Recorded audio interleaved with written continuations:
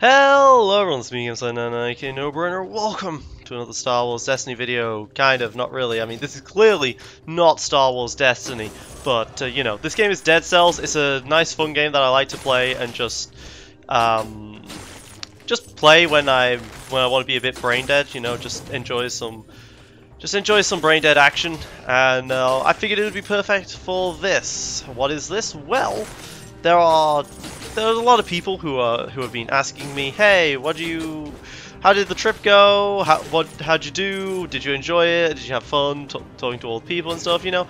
And it's probably best to answer that to everyone instead of each individual person. So here is basically some vlog content of me talking about the trip. The first is going to be, well, me playing Dead Cells whilst I talk about everything except the tournament itself.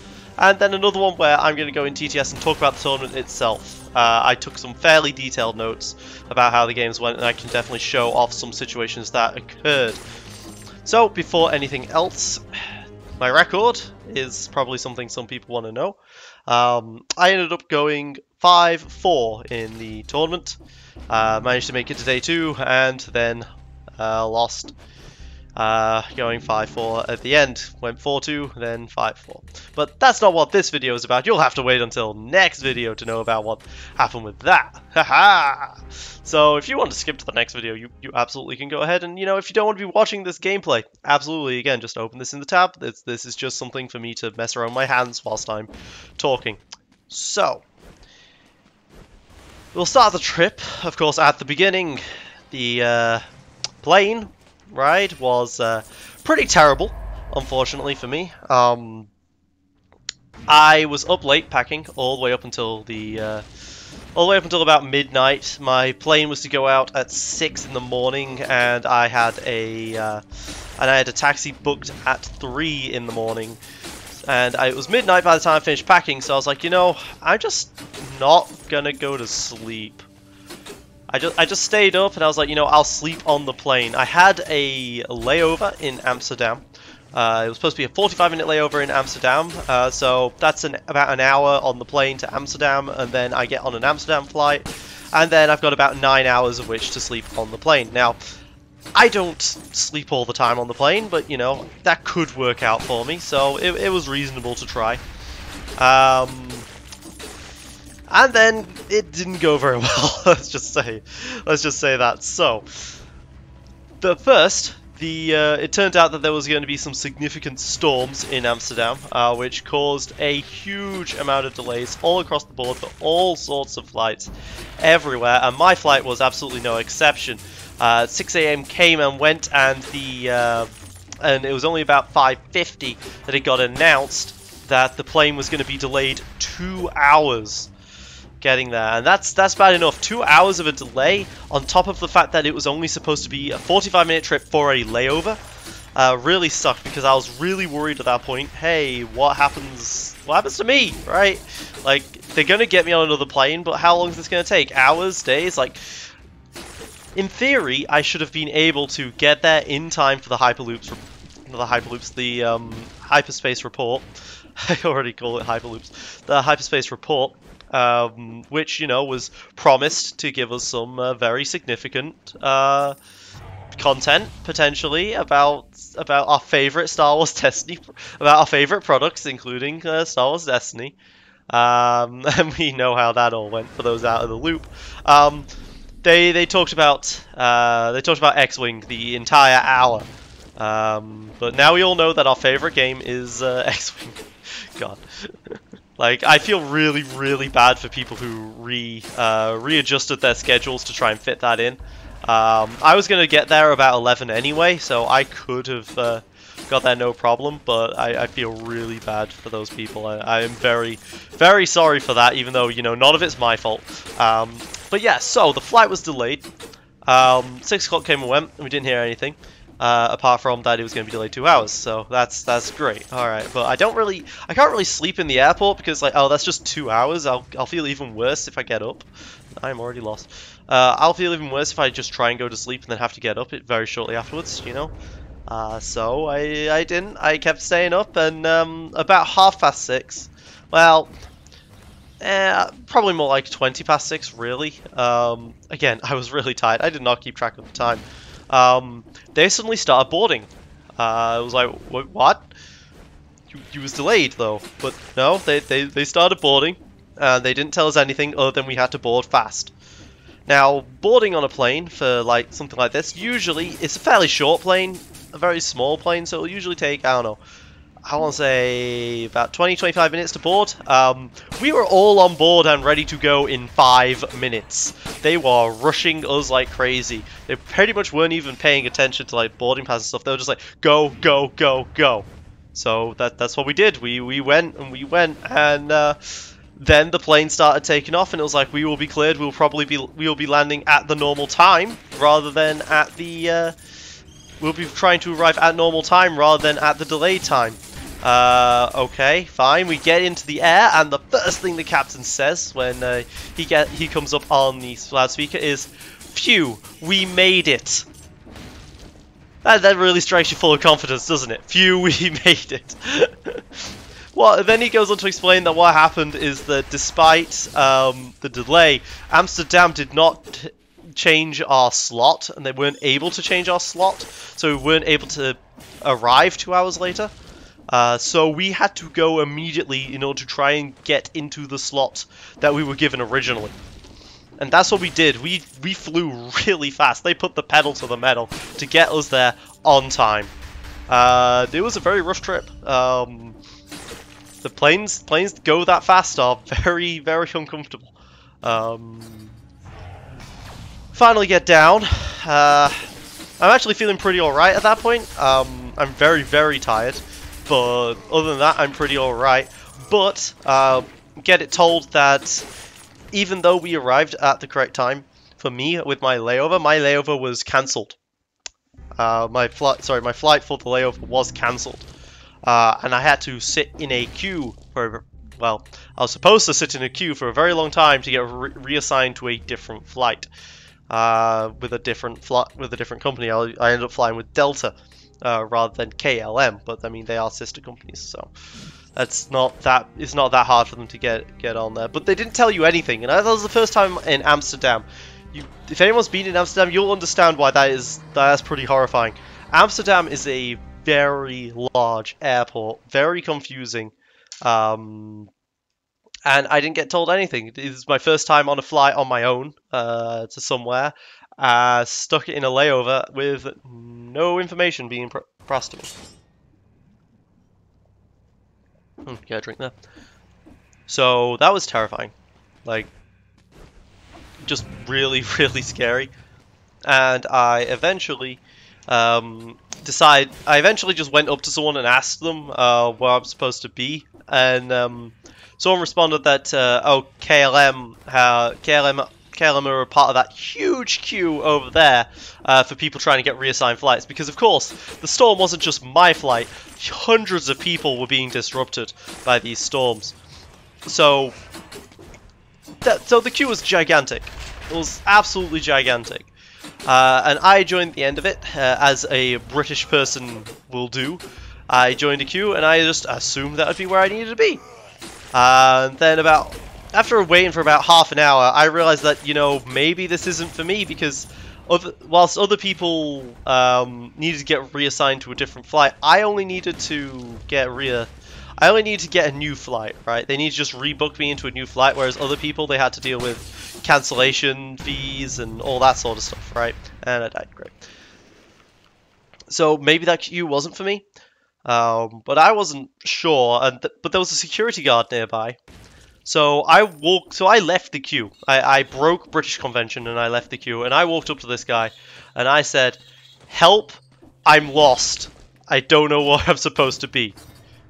And if you're ever stuck and you need someone to help you as an authority figure, saying "Help, I'm lost" really, really works. They said, "Okay, 1 second," and they brought me straight to the front of queue and asked someone at the front desk. They demanded their attention and said, "Hey, where's this person supposed to be?" It turned out that my hunch was right. I was not supposed to be in that queue, after all. and they brought me to this like self-help kiosk thing, and it was just like, all right, just follow the instructions on screen, which I did, and they taught me, it showed me how to rebook a flight using using the self-help kiosk. So I rebooked one. It was for 2 hours afterwards, which sucked. But the other thing that sucked was that there was that I had paid for a meal on KLM, whereas with Delta you get the meal for free, or something like that. I don't know the specifics, but because again, really fucking tired, guys. I don't really remember all that much of the trip. All I remember of the early parts there, which was intentional, right? Because I really wanted to just sleep through the whole thing. So they gave me a voucher for 10 euros to spend in the airport for my lunch, because this was about, I want to say, like 10 o'clock, 11 o'clock at that point, and my flight was going out at 2. So they gave me 10 euros for a lunch, and I walked around and I tried to get a burger. Burgers were 10 euros 75. 7 euros short. Gotta suck. Gotta suck. In the end, I couldn't really find anything that cheap. The airport in Amsterdam is ridiculously expensive, and I didn't have euros on me. I had dollars, I had pounds. I didn't have euros on me, and I didn't want to try and use my card, right? In case, because I told the bank that I was going to be in America, so it's like I want American dollars. But I didn't tell them that I needed euros. I wasn't sure if it was going to get denied. Turns out wasn't going to get denied. I was able to pay on my return. I was able to pay for something just fine. There was going to be no issues there, but I got annoyed, and I wasn't even that hungry anyway. I was just tired. I just really, really wanted to go to bed. I was practically walking to walls at this point. It'd be 9 AM that I got up, and now it was 9 AM the next day. 24 hours, you know. I've only ever gone more than 24 hours without sleep, like twice in my life. One of them was to deal with a jet lag coming home from Cuba from a holiday with my family, and the other one was finishing my dissertation for university. So I'm not used to that really late stay. So that's what I did, and it was a nightmare. But when I finally got on the Delta flight, there was a great guy I was sat next to, and he was from Minnesota, and I asked him to just don't let me get woke up for anything. I don't want a meal on the flight. Just let me sleep. And he absolutely did that. He was great.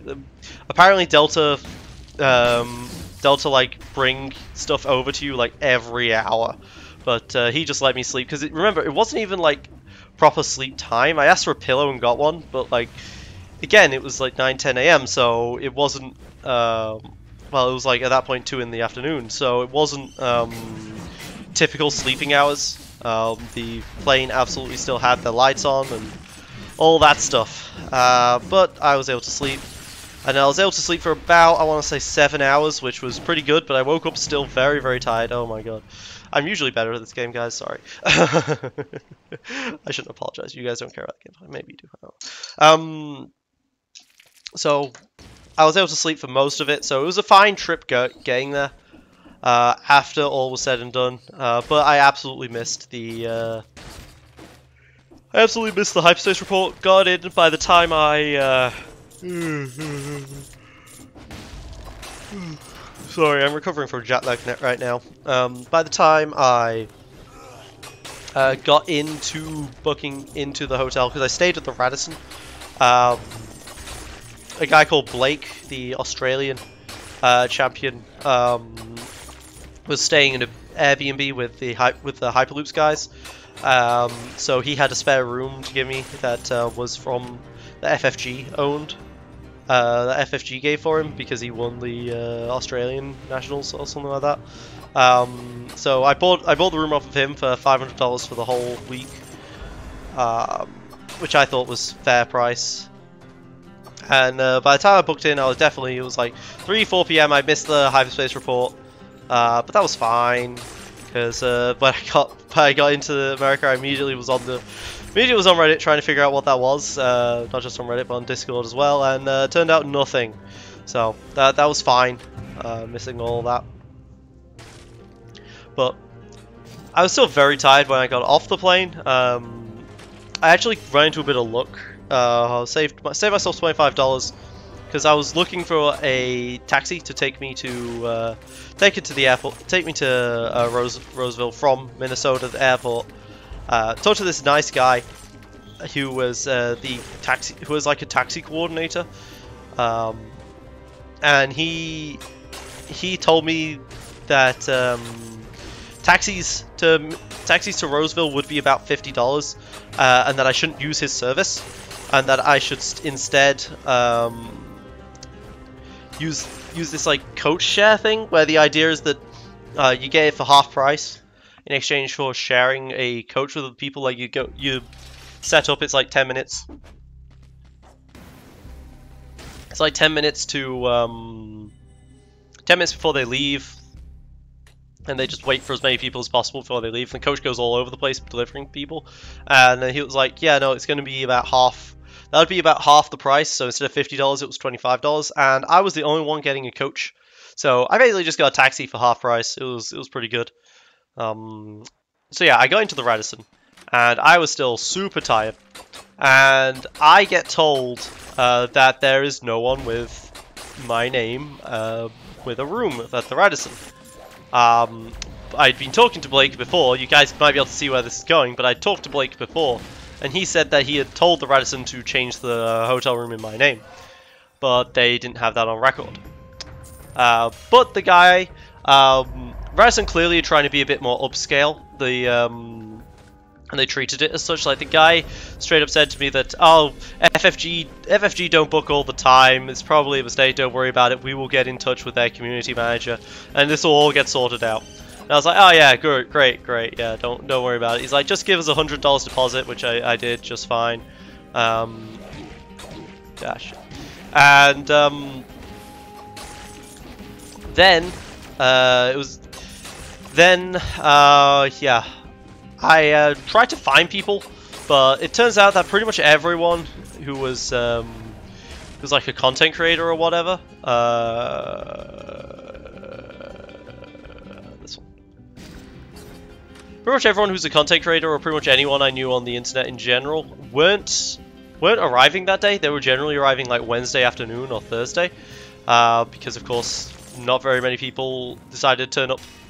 A lot of people in America decided to only turn up for like till the day before their match, because the way Worlds works is that you have an there's a day one, but that day one is split into A, B, and C. They split the player base in 3, so that they can fit everyone in the halls whilst all other events are still going on. So I got a C ticket, so I didn't play until Saturday, but a bunch of other people played on their day, and then they left. They didn't turn up until the day before. But I was gonna make a holiday of it, right? Because for me, the most expensive part of the trip was the flying. So I don't want to turn up Friday, then Saturday I'm there, and then I leave Sunday night, right? That's a complete waste. So I set it up so that I would go Tuesday till Monday, which I think was much more reasonable. So, anyway, people weren't there, and honestly, I felt pretty lonely that first day, getting back off that plane. There was no one for me to really talk to. Most people who were there weren't Destiny players, pretty much the vast majority, because X-Wing started on the Wednesday, I believe it was. A lot of people there were X-Wing players, trying to find, and I struggle with social situations, okay? Some people might be surprised by that, not the people who actually taught me in Worlds, but like, I do struggle with social situations quite a lot. I'm fine once the conversation gets going, but getting that initial icebreaker is just really, really hard for me. Yeah, I'll take that. Yeah, alright. So getting over that initial icebreaker is really tough for me, and I couldn't break the ice with pretty much anyone there for that first day. Like, you might be saying, well, I think like some people went to the Hyperspace Report who were Destiny players. Yeah, and I didn't see any of them at the Radisson. Like, none of them at all. I know they must have been staying there, but I didn't see any of them. I don't know why I picked that up. So, very, very lonely first day back. I eventually just went to the Burger King, the local Burger King, for food. Because, you know, you can't go wrong with Burger King, and I didn't really know where to eat. Turns out you can go wrong with Burger King. It was a bad Burger King. Like, I am surprised at how bad that Burger King was. I was like, wow, the burger itself just goes to like mush in your mouth as soon as it touches water. This is horrible. And by horrible, I mean this is edible, and I will eat it because I paid to eat it. But like, this is not a great choice, and I regretted it. What's my top? Well, there it is. So yeah, bad meal, bad whatever, and my body clock hadn't really adjusted, so I went to bed at about 9 that night after having done basically nothing except walk around the place. And learn where things were. Oh, this place, can't go over here. So, yeah, not a good first day. Really was not a good first day. Fortunately, it got better. Overall, I will say that I enjoyed my holiday, despite that first day. Wednesday was the start of pods, side events. So the way that the side events work in Worlds is that you get prize tickets for you go into pods for like standards, trilogies, and drafts, and I think and sealed. Sealed was also on there as well.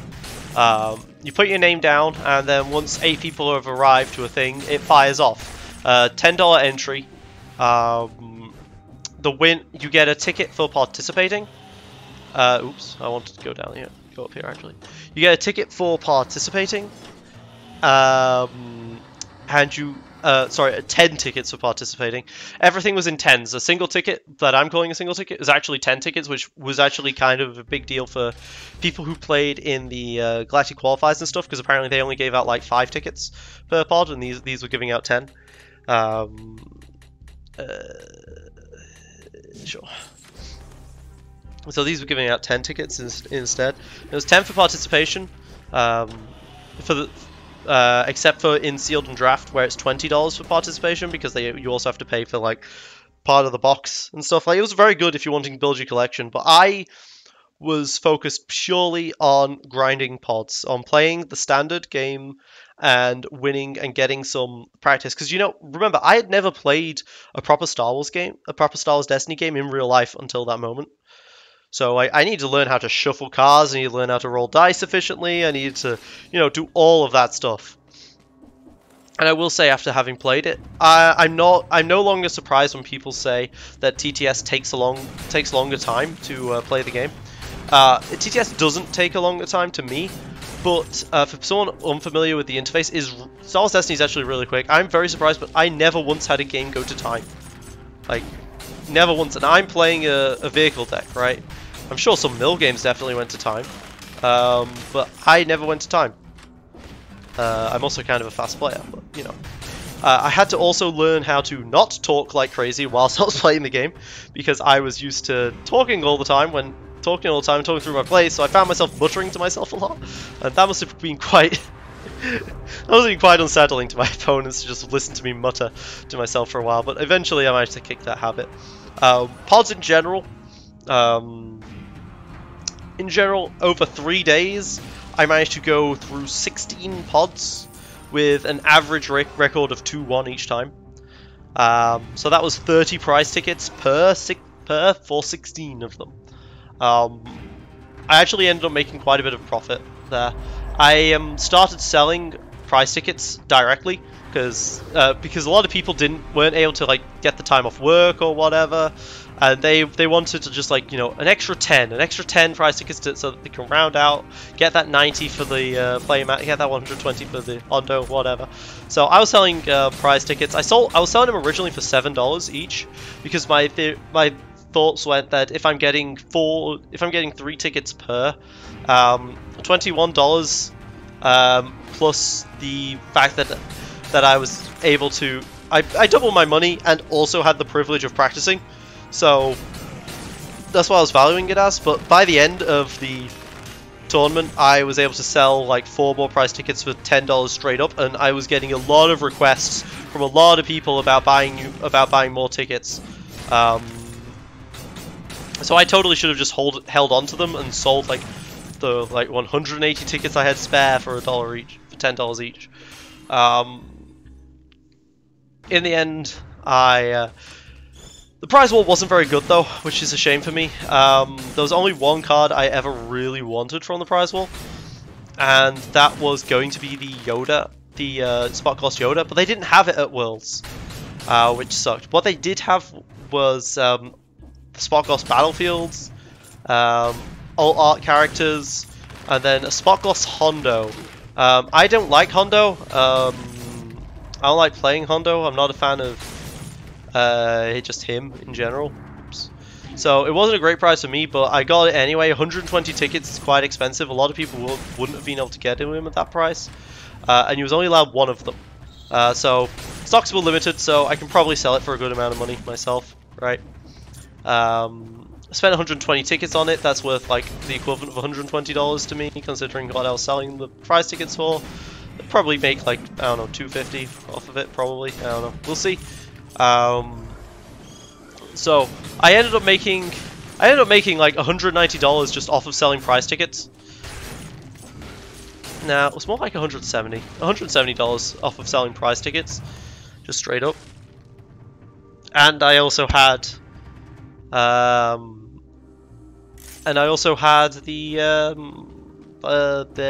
all I wanted. It was the Hondo. Those were the only 3 things I actually wanted from there in the end. Hondo, because of the resale value. Battle droids, a set of battle droids, because of the resale value. Britain didn't actually get battle droids. So this is like the first time we're able to actually truly get them. So the prices, even though pretty much every single person got them, because battle droids were only 30 tickets, for Britain they should probably sell for a lot of money. But in America, probably quite a bit less. In the end, the only other thing I actually wanted from the prize tickets was, from the prize wall, was a playmat. Because I don't own a playmat. This would be my first ever playmat that I would own. So, you know, everyone in the pods are bringing out all these playmats, you know, their top 4 at nationals or whatever playmats, and then here I am just with like, hey, I've got the white table, guys. So I got a playmat, and apparently a lot of people started wanting the playmat in the end as like their 3rd choice. Not that it's an alright playmat. It's got Vader and Palpatine on it. What's the lava planet? End of episode 3. I don't remember, but oh, and I got hit. Well, there goes that challenge. But yeah. It's an alright map. I have no regrets on that, and it was 90 tickets. Might sell it for a lot, but I'll probably keep it. So I spent 240 tickets on things I wanted, and then all the rest I just sold at a pretty decent exchange ratio.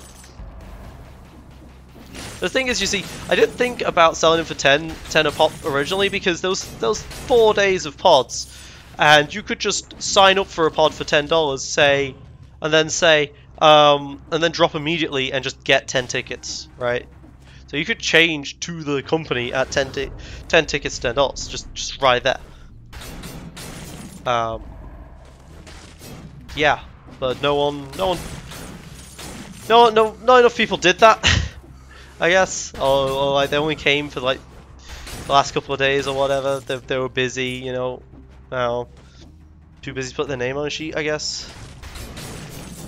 Well, probably it was collecting the pods, the tickets that would be the hard part, because that's actually a problem. I don't know why I jumped off there. And I don't know why I jumped off there. I'm good at this game. Where's the exit?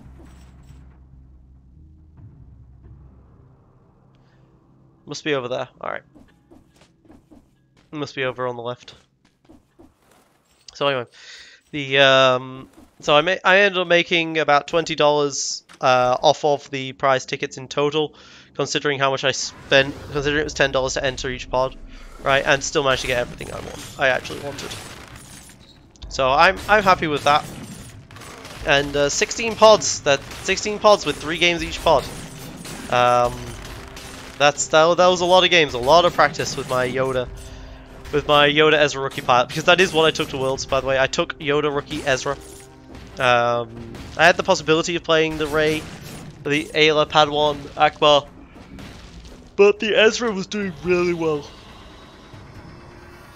And it definitely felt quite different compared to playing it in on TTS. I felt like I had to disrupt a lot more.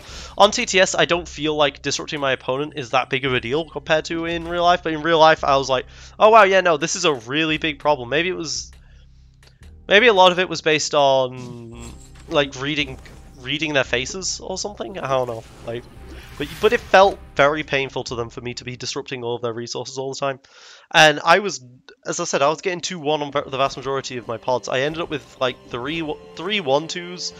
3 0-0s and 10 2-1s. Like, it was a really, really good day. Really, really good week for me in terms of pods. So the deck was performing very effectively, which was awesome. And boss, sorry, paying attention to the boss. So I then, so I was playing Yoda Ezra rookie, and in terms of what I was seeing at pods, I wasn't seeing any Rey Aylas, which worried me, because I had a really good matchup against Rey Ayla. But people were also saying that they weren't playing their actual proper deck for pods because they didn't want to give out scouting information, right? As if Rey Ayla is like this unique thing, you know. So.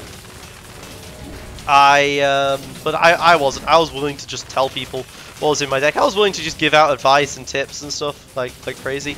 Like pretty much everyone believed that by the end of it that killing off the Yoda is the correct choice rather than the Ezra first in the most matchups.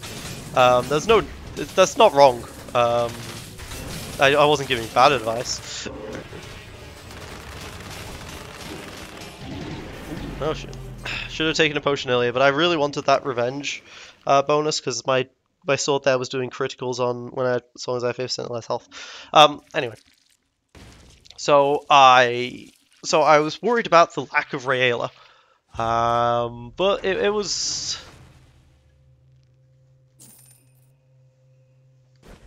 fine. A lot of people were playing Yo Hondo, which I also have a pretty good matchup against. Or at least I thought I did. It wasn't as good as I thought. I theorized that it was a fantastic matchup on TTS because the Yoda Hondo. Because the idea is that if Yoda and Hondo roll similarly to my Yoda and Ezra, they just counter each other, right? Yoda takes 2 resources and steals 2 off of you with the Hondo special, and then I do the exact same thing back with my Yoda Ezra. So that wasn't a problem, but it turned out that it wasn't quite so easy. Particularly if they got Cunning in their opening hand, I would be in trouble. Because whilst I can deal with 2 specials, I can't deal with 3. And it was slightly in their favor to roll better than me because Ezra didn't have 2. Ezra doesn't have 2 specials. He only has the 1, whereas Hondo has 2 specials. But it was fine. I want to say that the matchup. Nowadays, I want to say it was about 60% in my favor, which isn't very high, but it's better than a coin flip. But I mean, I didn't believe in the slightest that I actually had a bad matchup. Right, my matchups could have been better. I could have had like 90% against some things, but like the deck is really, really good against Mill. Solid against the Rey Aylas, has an okay matchup against Yoda Hondo and Boba 7th, and it's also got an advantage against vehicles. Again, not a high advantage, but it is an advantage. So I definitely brought the right deck to the field. I'm not dissatisfied with that, and it was tearing up the pods very, very well. I don't think many people can claim that they never hit a they didn't ever get an 0-3 in a pod, right? Hell, I don't think many people can claim that they had a consistent 2-1 record, or maybe the Hyperloops guys. So Wednesday, the pods started, and when the pods started, suddenly I had an icebreaker, and I was able to start talking to people, chatting, and having fun. Things got a lot better from that second day once I had that icebreaker from the pod. However, before I had the pods, breakfast was required. Now, I guess maybe I'm a bit spoiled because there was a bit of a culture issue here. In Britain and many European countries, a free breakfast, because it was a bed and breakfast, right?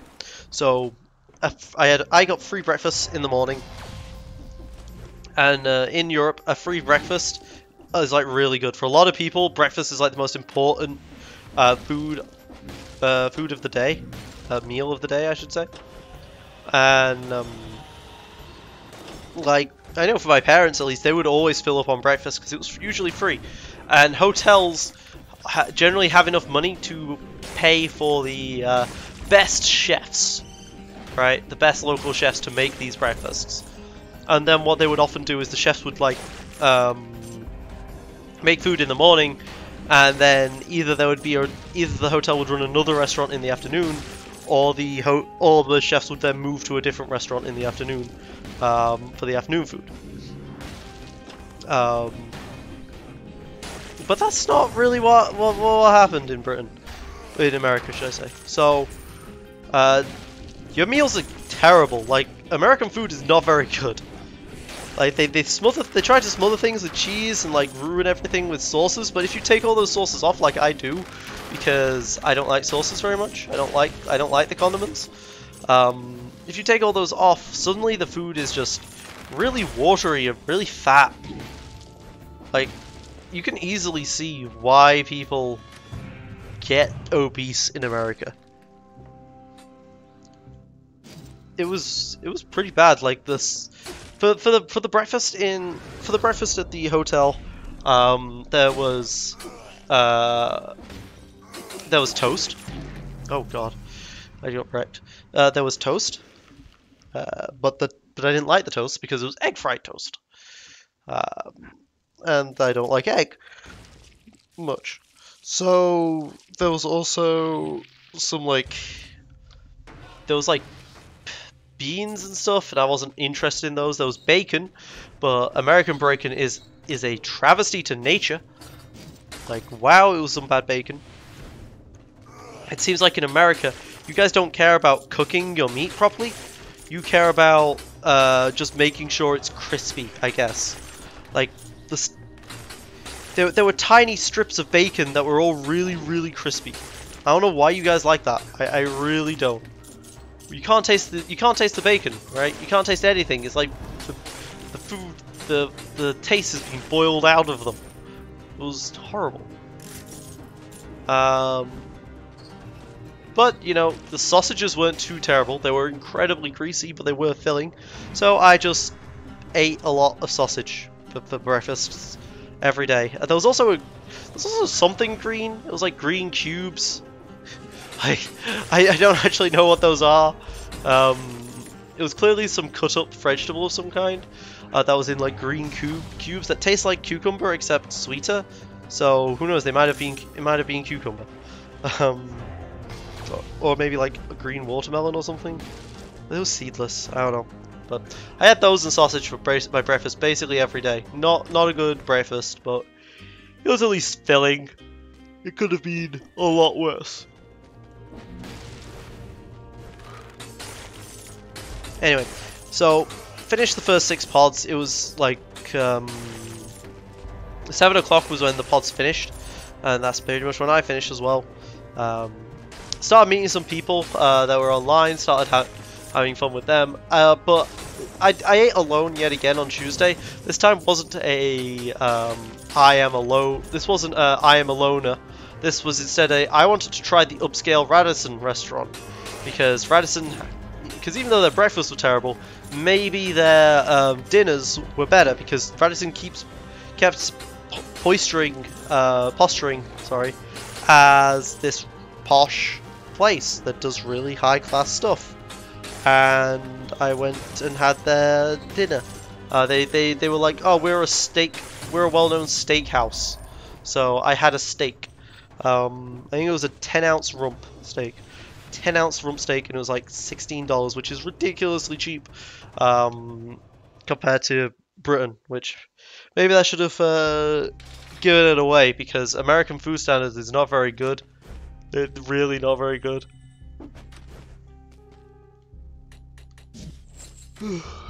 Sorry, I keep yawning. The food standard is not very good, and it was steak and chips, right? How do you mess up a steak and chips? Well, I tell you how. First, it wasn't. First, I asked for it medium rare, and it was done so rare it was almost blue. You don't expect a steakhouse to mess that up.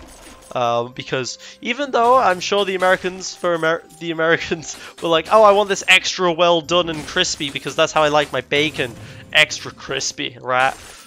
That was not a good American accent. I can do better American accents, but like that was a terrible one. You know, I've got like hundreds of these accents, but that was not a good one. So let's stop with the potentially casual racism that people might claim is. People might claim that's casual racism. Let's stop with that. Let's stop digging myself into a corner. Alright, so. Had steak and chips. How'd you mess that up? Well, first of all, you'd cook it wrong. And then, you smother it in barbecue sauce. What the hell, guys? Why would you smother a steak in barbecue sauce? This isn't a hot dog. This isn't a burger. Like, what the heck? Very, very disturbing. That people would smother it in barbecue sauce of all things. And that wasn't mentioned on the menu at all. It wasn't like, here, this is a barbecue steak or anything. No, it was just steak. It was just like rump steak. It was just like that. To me, they're saying, hey, this is the standard. Wow, I'm very late for that. They're saying this is the standard of what Americans want. So, some severe culture shock there. Some severe culture shock. So I was very disappointed with the food. Very disappointed with the food in general in America. So yeah, by Thursday I was podding some more, and I eventually latched myself onto the three-man meta guys. Sam, Danny, and Layden were all there, and I decided that I would join them for pretty much everything. They seem to have their shit together better than me, you know, which I definitely appreciate. And they helped show me a very good time by taking me to food places that were a bit out of the way but were nicer, right? Like, they had Mike. I think it was Rebel Spy Mike. I'm sorry, there were a lot of Mikes, but I think it was Rebel Spy Mike. Mike was driving them all over the place and showing them all these food places, and I joined in, and it was great. Yeah, so Thursday was much the same as Wednesday. I just potted, except this time I was hanging around with people, having fun, having a good time. Met the Hyperloops Joe, who is honestly sarcastic, and got annoyed. Some of you who've already seen like Joe's vlog may have an inkling of what I'm talking about, but it turns out he was also playing Ezra Yoda Rookie Pilot. This was a deck that like I was the only person playing these character combinations, and then Joe plays them. And so for the rest of the time, I get from people, "Ah, are you playing Joe's deck?" It's like, no, No, I'm not. My deck was built on my own and is new and unique. And honestly, they were quite different decks. They played very differently. It just shows our playstyle in that he was having a lot of trouble with the Ray Ayla matchups, whereas for me, it was a Doddle. He was also having trouble with Mill, whereas for me, I have no problem beating Mill. Because what he was doing is he was playing guns in his version. He was playing the DH-17 and the Holdout Blaster, and I think the X8 as well. With the vehicles, the T-47 and the Y-Wing, just to like give himself a because the T-47 is a really good gun. If you think of it as a gun that has infinite redeploy, it's really good on its own because of those double base range sides, really high. And he could do so. What his deck was a lot better at dealing initial direct damage. Although he had a resistance bomber and I had double boomers, so we weren't that different in terms of melee damage, in terms of direct damage. But I also had, because I was using vehicles, I had a lot more of an economy with my Yoda and my like Chance Cube and stuff. Whereas he was a lot more. How do I say it? He was a lot more aggro. Like both of our decks are pretty aggro decks against a lot of matchups, but he was super aggro. Just try and kill people as fast as humanly possible. With your very powerful 6 base damage sides in with the Ezra and Rookie Pilot. I shouldn't have gone for that. That was risky. 6 base damage, Rookie Pilots. 6 base damage sides. 6 2 damage base sides. What? How do I say that? 2. It's not even 2. Ezra has 2 double range damage sides, and the Rookie Pilot has a 2 range damage side as well.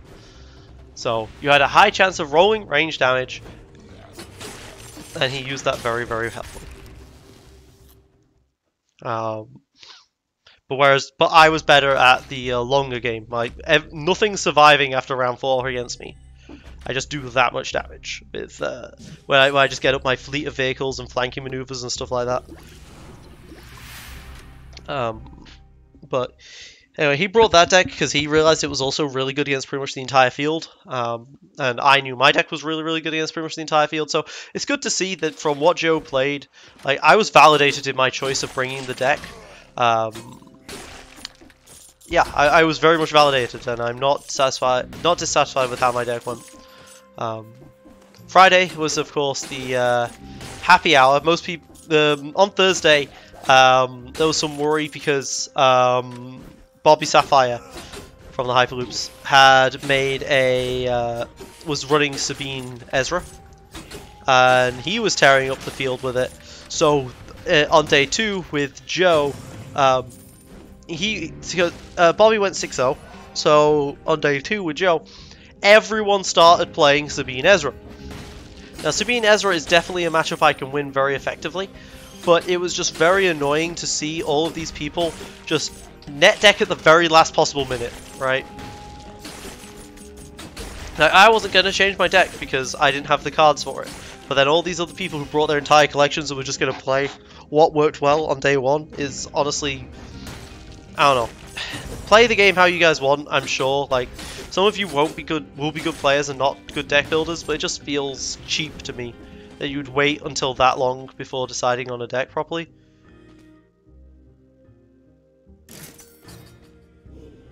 I'm not judging anyone, just that's just how I feel, right? So Sabine Ezra is also not the easiest matchup in the world. I would much rather everyone have kept playing Ray Ayla, but people moved to Sabine Ezra. And then Joe wrecked with the vehicles. He went 5-1, so he missed up once. But he was wrecking with his vehicles, and so people were teching against vehicles as well. They weren't playing vehicles, but they were teching against it, right? So it was a very diverse meta the first day. First day, very diverse. Second day was still pretty diverse. And then the third day was nothing but Sabine Ezra and Yoda Hondo. For me, at least, pretty much. Like, it was kind of depressing just how much Yoda Hondo there was overall, considering how little it was getting played in the pods and stuff. Like, everyone was just jumping on board that train for some reason. So yeah, that was annoying. But anyway, so day 2 comes over. Sorry, the second day, day 1B finishes up, and I'm still doing pretty well in pods, and I go to the Artificery meetup, Artificery/Knights of Ren meetup, and that was fun. We had a bit of a problem with the venue in that it was way too small for the amount of people that went. Like, I know I RSVP'd, but plenty of people did not, and they just turned up, and that's perfectly fine. But the space was limited. Also, I did not hang around with the Knights of Ren and Artificery guys all that much. So there was an awkward thing, which I think they maybe shouldn't have done, but they did. They raffled a lot of things. Like, they had a lot of raffle draws from a lot of content creators on things. Knights of Ren did their own things. Like, the Golden Dice guys did stuff. Like, the Chance, I don't think it was the Chance Cube guys were there, but like pretty much every podcast had something apart from the 3-man meta. To raffle off, so there was tons of raffles, and with the sheer amount of people who were there, it was very, very difficult to get people to hear, and it was a nightmare in terms of logistics, as people just kept not noticing that their ticket had been called or whatever, you know. And I arrived slightly late. My pod ran late, and so I didn't even get a raffle ticket. So to spend like an hour just watching other people win raffle tickets, you know, I'm happy for them, hooray! But I really couldn't care less, you know. But you know, I'm not selfish enough to be like, oh, who cares? Raffles so bad. But in the future, I would have liked more time to just talk to people and less time to just sit around being quiet so people could hear raffles. Awkwardly as well, during the meetup, I did get invited to the Hyperloops one. Or maybe the post-Hyperloops one, I don't know, one of the two. But Hyperloops were doing their own meetup at the same time. There was a bit of drama between it. But the Hyperloops one was all catered for. But they brought me in like really late. I was already, I'd already been at the Knights of Ren and Artificery meetup for like 20 minutes by the time I got that invite, so I was just like, sorry guys, no, if you'd have told me earlier, maybe, but not by that point, not by that point. And they were perfectly okay with that. So there we go. And it turns out that the catering was pretty bad there as well. Like, apparently it was peanut butter jelly sandwiches. I don't consider that catering. At the happy hour, I had a quarter chicken with chips, and it was nice. Well, it was alright. It was nice, I guess, for by American standards. It was okay. So, and I'm not a fan of peanut butter jelly. So peanut butter jelly sandwiches, no thank you. So kind of glad I didn't go. I didn't go after all. But yeah, that's what. From there, I was able to meet like most of the rest of the Artificery crew that I didn't see before. Some of the Knights of Ren guys. Finally met some people. Like Suji does not look anything like I expected him to, and neither does a couple of the Artificery guys. Like who is it? Lassie. Lassie's short, man. He's like 5 foot something. But still love you, Lassie. You're great. Was not just not expecting you to be short. Although I guess your profile picture is a Moogle, and they are known for being short. You know, I'm just teasing. So yeah, met a lot of great guys there. Finally met Jay and Chris for Double Banks. I'm surprised they either kept in character or they really are just very shitty to each other. You know, calling each other trash and all that stuff. You know. Yeah, they might have just been in character, but they probably really are just like that. Just don't give a shit type of people. And they were fun to hang around with. Jeremy was at the convention as well, but at the meetup happy hour as well. He was also apparently around in all of the day events as well. He was answering questions and things. He's a very serious man. Like, I told a couple of jokes, and I put a couple of joke questions in there, and he treated them as if they were really serious, which made things a little awkward. But I guess that's part of the joke, right? Sometimes it backfires, and that's funny. But yeah, he was pretty serious of a guy, and I'm not someone who really cared per se. Like, I don't care necessarily about talking to the designers when. The thing is, guys, we haven't seen what Jeremy's capable of necessarily yet. Like, sure, he's done the nerfs, but most of the game that's out was made under Lucas still, right? The first 3 sets, I believe. So we're still not sure what's going to happen with that. And a lot of people were like nerding out over him, or geeking out, whichever. And I was just like, okay, that's Jeremy, sure. I really don't have anything to say to him. I've been like that a lot. I don't tend to hero worship.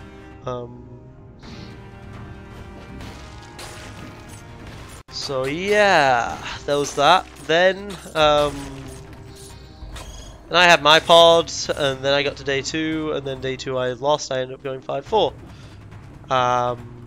That's going to come all in another video. I can go into quite a bit more detail with that. I have taken notes. But then the rest of Sunday is still unaccounted for. It turns out that none of the British guys, there was 6 of us in total, and none of us made it past, made it up to the top 16. But you know, all of us made it to the top 100. And honestly, I'm proud of myself for that. I really just wanted to get to day 2 to prove that I was able to get there, because I think like half of the places, I want to say, were invite only, and I made it into the top 100. I made it to day 2. I made it into the top 100. So that's an achievement, I would say, considering that it was only Thursday I'd played the game for the first ever time, technically. I've proven that I can make it to events, and I can perform a fairly respectable level. But yes, the rest of Sunday was not accounted for. Leighton, I hung around with the 3-man meta guys again. We were all really tired, so we kind of just hung out in their room for a bit. And Leighton's ruined me, guys. He's introduced me to a new card game. And it's good. I'll probably get over it, but it's good for now. He has introduced me to the Dragon Ball Super card game, which is genuinely good. It's like Duel Masters, except better. It's Duel Masters with extra steps, with extra things. It's also a nightmare to try and watch, and I don't think it has much online scene in this at all. With this and has a horrible 2D client, unofficial thing. They might be making a mobile game of it in the future, and I might turn up for, and I might play that on stream. But Dragon Ball Super is a good game that I'm probably not going to be able to play much, which is kind of sad. But yeah, he ruined me with that. And then Monday came along again. And I was ready to go home. I was there for the events, right? Once the events stopped, I had no real interest in remaining. Everyone else had already left.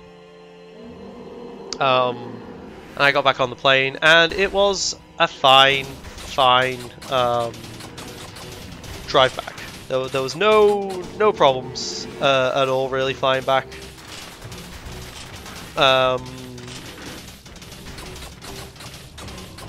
I was very tired again. My biggest problem was that I didn't manage to get to sleep. My flight back was on like Monday, I want to say. Yeah, so what do I want to say? I know. My flight back was like Monday at 3 PM, which eventually translated into, by the time I got back to Britain, was like 6?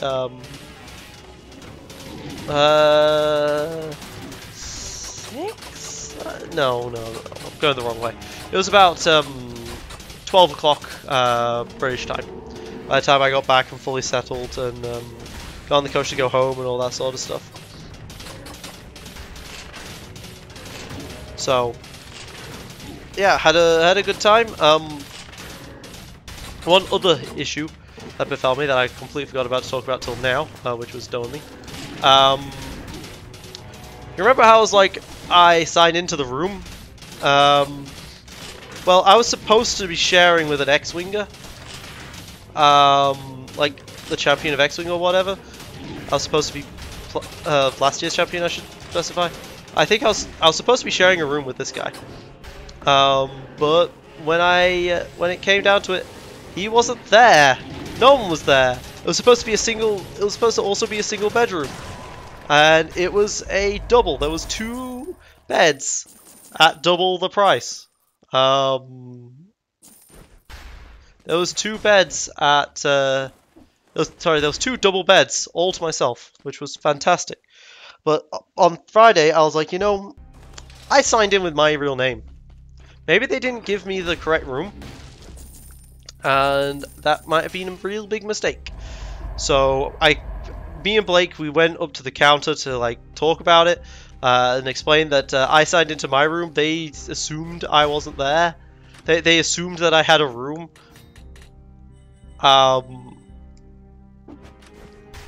They may have assumed, should I say, that I was supposed to have a room and I just didn't have a room. So they probably put me up whilst they still build FFG for Blake's room. That was the worry. So I went over and we got it all straightened out. Turns out that they were perfectly okay with it. They let me stay in the same room. The mix-up was there, but very insignificant in the end.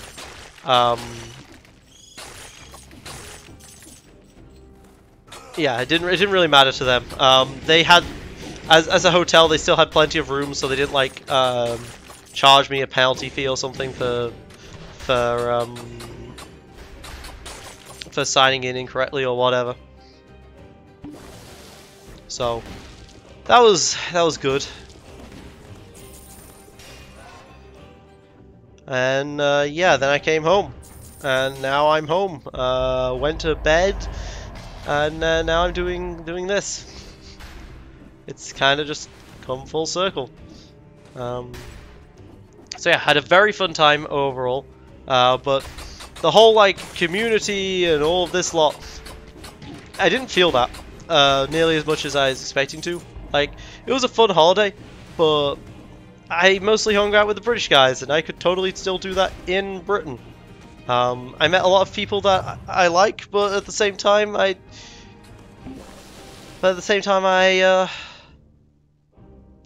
wasn't all that special. It wasn't all that unique, considering the amount of money I was paying to go on that trip, and considering that I didn't win all that much in the end. But I did have fun. It's definitely something I'd be interested in doing in the future. So if I get into Worlds next year, I might do it. I think you can expect that I would, even. So, yeah, Worlds was fun,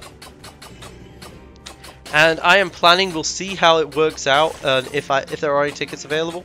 But apparently Euros is like 3 weeks away at this point, so I might just ask my boss for a day off then and actually go to Euros as well, because I actually have a deck now, right? And I have I have a deck, and I might as well use it, and I enjoy the real life Destiny stuff now.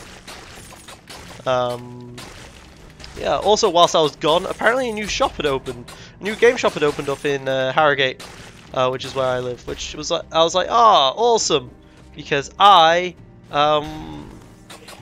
because maybe we can get a Destiny scene going. But then when I went into the shop, it turned out that they only sell Warhammer. They are a Warhammer exclusive shop, and I don't have much interest in Warhammer because I'm not a painter. I'm not a fan of painting. So yeah, So yeah, I guess I've just got to finish this run now. I've said pretty much all there is I want to say. If you have any more questions, of course, absolutely feel free to leave them in the comments, and I will respond to them. But yeah, I had fun, and I made it to the top tables, and I'm happy that I made it to the top tables on my own, because I didn't even have a team, right? Like, yeah, I was talking to I was talking to the 3-man meta guys and stuff. It's like I didn't practice with anyone except you guys on stream, right?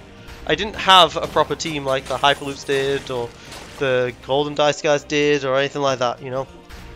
I made it there all, well, I won't say all on my own, because it absolutely wasn't all on my own.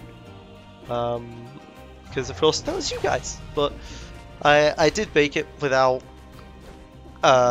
anything special. Honestly, I kind of went into this underprepared. I could have done better with my matchups. I definitely could have. Definitely made some mistakes. For those of you who are interested as well, I actually was on the top table twice on for game 3 and game 4 of Saturday. On the so I was on the Chance Cube stream. If you guys are wanting to watch some games of that, I was on the Chance Cube stream.